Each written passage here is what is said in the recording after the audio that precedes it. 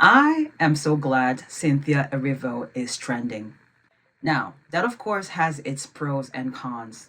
You have people out here making a mockery of the way she looks or the way she presents, which doesn't necessarily adhere to Western standards of beauty, but which I personally think is avant-garde, and she slays every single time. And those cheekbones are something to be envied, even though envy is a deadly sin. And then there's her nails.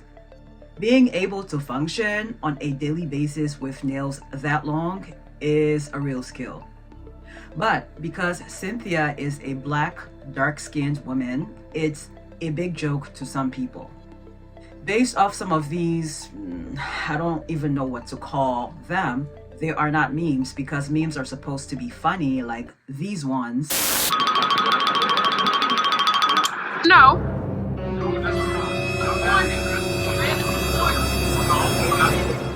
Oh!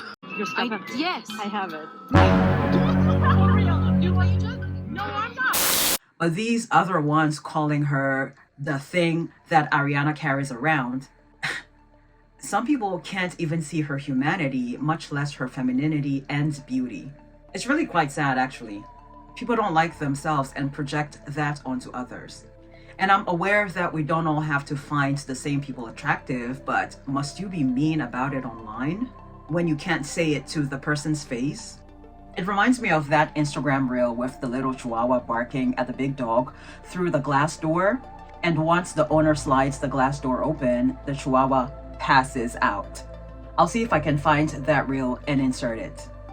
Anyway, for all the trolling and negativity Cynthia gets, there is an equal or more amount of praise and acknowledgement for her talent.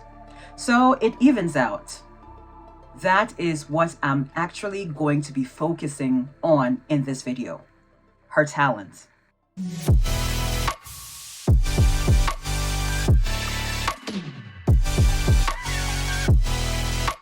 2018's Bad Times at the El Royale was my first encounter with Cynthia's talent. I didn't know who she was at the time, but all I knew was that she needed to be bigger or more recognized with a voice like that. The same year, she starred in Widows, a Steve McQueen production alongside Viola Davis and Michelle Rodriguez, which I also went to go see. I went to the movies a lot in Florida. And then the following year, she took on the role of the legendary Harriet Tubman in the movie Harriet. This stirred up some controversy because Harriet is a fixture in American history and Cynthia is not American, thereby taking a role away from other Black American actors. That was the argument, and that's a fair point. I reviewed Harriet, of course, when it first came out, if you want to check it out. But I wasn't a big fan of the movie. I think Cynthia did the best she could with the script that she was given, but the direction of the movie wasn't good. Again, that video is linked below if you're interested in why I didn't like the movie. Cynthia was nominated twice for an Oscar for that role and the soundtrack to the movie, which she didn't win. Perhaps it's a good thing she didn't win for that role, but I'm hoping she gets that Oscar for Wicked for Good. Actually, forget hoping she gets the Oscar. Just give it to her. Just give that Oscar to Cynthia already for the role as elphaba. She was f***ing brilliant. Give her that Oscar. I'll get around to discussing Wicked for Good come January, but for now, let's get into this album, I Forgive You.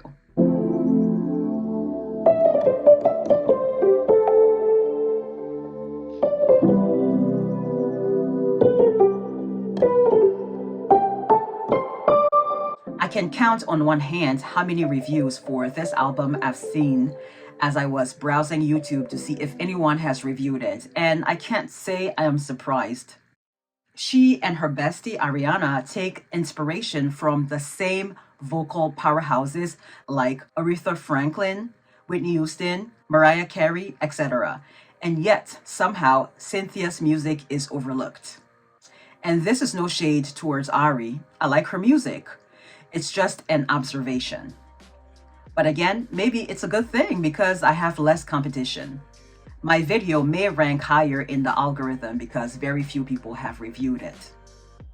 Cynthia said she worked on the album as Wicked wrapped filming and just as the press tour was beginning.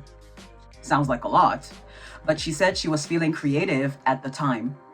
Sort of like how Taylor was able to record The Life of a Showgirl in the middle of the Eras tour. I Forgive You is inspired by All Saints, Brandy, Sister Act 2, and Quabs. I'm not sure who Quabs is, but that's what Cynthia said. Cynthia is bare on the album cover except for a pair of wings because she's bearing her soul on the album.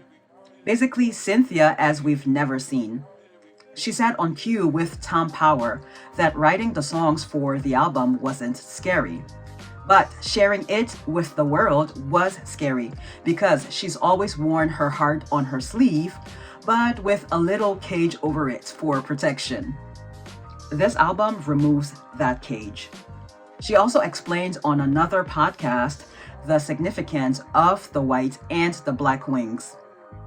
Since the storyline of the album is love and loss and forgiveness in order to move forward, and the symbol of forgiveness is a dove with an olive branch, the white wings represented the dove.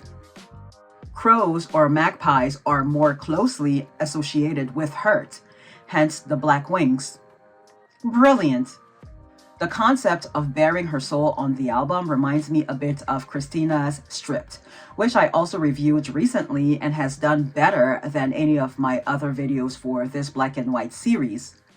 Thank you to everyone who watched and commented on that video. I implore you to watch this one all the way through and comment as well.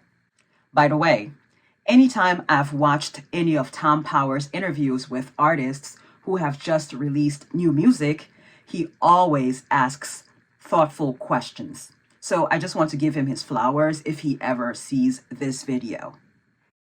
The album is split into 4 sections. First, heartbreak. Second, spicy romance. Third, security in a relationship, whether it's platonic, romantic, or familial. And last but not least, examining her demons. Replay is the lead single to the album, and for good reason. Cynthia said she led with this song because it's different from what a lot of people have heard her sing, which are usually big ballads.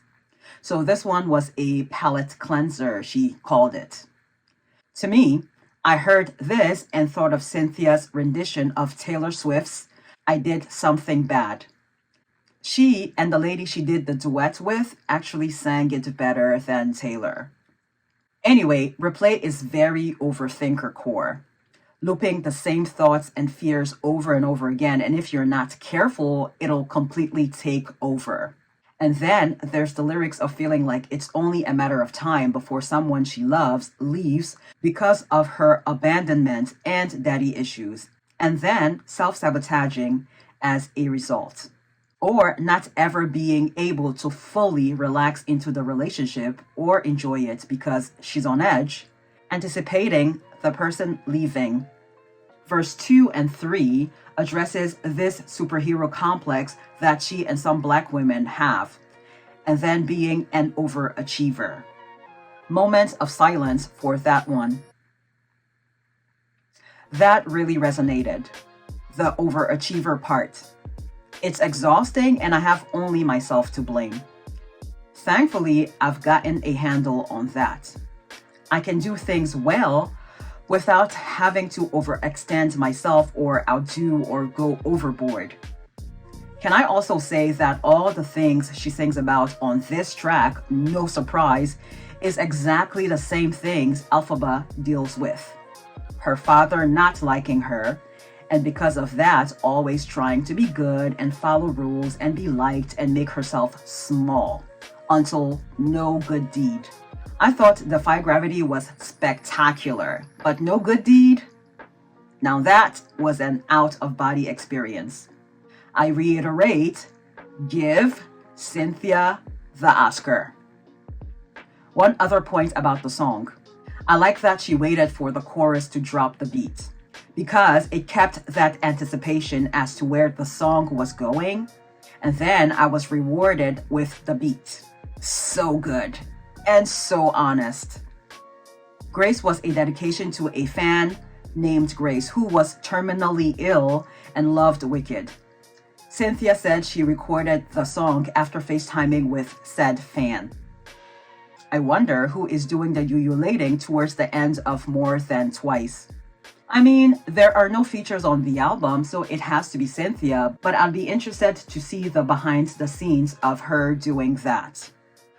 I Forgive You, the title track, is self-explanatory. She says the song was about forgiving people who have hurt her and forgiving herself. I commend her because it's difficult to forgive people, especially if they have a major character flaw and have wronged me more than once.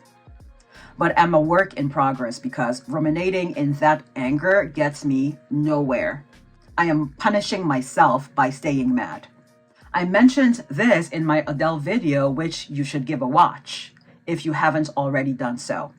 The harmonies at the beginning of She Said reminds me of a blend of Brandy's Aphrodisiac and Wyclef's Sweetest Girl. It's intoxicating. And then those bars in Push and Pull. Okay, Cynthia, it's giving Lauryn Hill. Brick by Brick. Cynthia said that was the hardest song on the album to write. Worst of Me, Save Me From You, Best of Me, Played a Woman are my favorites. Basically, every song that I can hear that cello clearly. I have a thing for cellos or the violin because it gives a dark, moody undertone, which is everything. And that, my friends, concludes this series. I may or may not have a recap of 2025 coming up in a couple of days. And that will be my last video for 2025. And then we'll move into the movie discussion portion of pop culture, starting with Wicked in January. In April, I'll be doing my Cameroon and Ghana series, and that'll go on through June. And I'll be back to this black and white album cover series with this group of 12 albums. I am so excited for my content next year, and hopefully so are you. Also, I may not say this in all of my videos, but I'm always open to suggestions and requests, so don't ever be shy. Thanks again for watching and commenting. Have a safe and Merry Christmas, Happy Holidays, and cheers to the new year.